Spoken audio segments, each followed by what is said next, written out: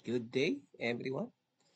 Welcome back to Bryce Engineering Consultancy channel. And our topic for today is this, no? The index and match function. Index and match function of Microsoft Excel.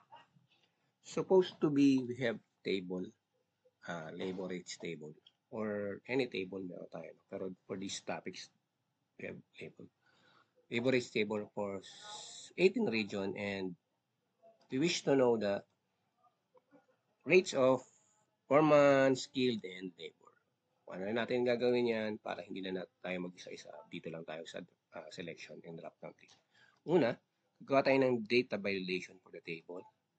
In the menu, click data, data validation, click data validation. In the settings tab, and the selection value na allow is the list.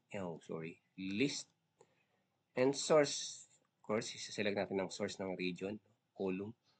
And balik tayo dun sa table and click OK. Meron na tayong drop-down list for the region. So, for example, yun, no? Gusto nating makuha yung region 4A na rate ng foreman, skilled, labor, and basta sa region.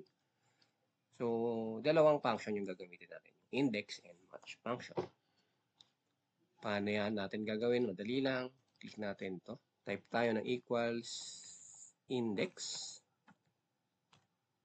open parenthesis, then yung array, no? For the array, itong table na to, entire table. And so sa row, ang gusto nating malaman is i-match natin dun sa region. So gagamit tayo ng match function. So match, anong value yung gusto nating malaman? Region ang gusto nating malaman. So lookup value is the region. Then, select natin itong column for the region. Kailangan natin i-select yung nasa taas, though title lang siya. Kasi, mag-i-spill yan, mag-i-error yan. Una pala, mali. No? Lookup value muna. Lookup value, then, ayan, sa region, comma, region. Then, another one is exact match tayo. Type natin yung 0 dahil exact match yung gusto nating malaman. And another match value, kailangan natin, gusto nating malaman is, type natin yung match. This, here, no? B8, yung foreman. Then, lookup array is this type, the row. Foreman, skilled, labor. Foreman, skilled, labor. Kailangan natin isama dito kasi ito, the entire table, yung ating index. Magkakaroon yan ng error. Then, match value is 0 dahil exact. I-close natin yung match function and i-close natin yung index function. And press enter. So, random check. Ayan na tayo. 658, region 4A. 658 nga. Other one. Region 9. 491.4. Tama naman. Tama siya. And last check natin sa taas. Region, ano ba? 7. 609. Tama siya. So, paano naman natin gagawin?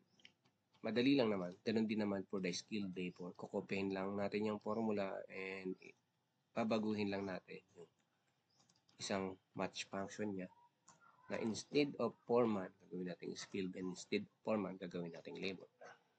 Baba lang natin yan for the skilled and baba din natin to for the labor. Kaya so, ganyan lang po yan kadali. And let us check. Random pack. Check ulit tayo for the region NCR.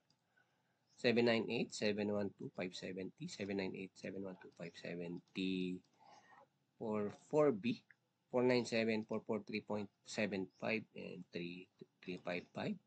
497-443.75 and 355. And last, random check. Region 10.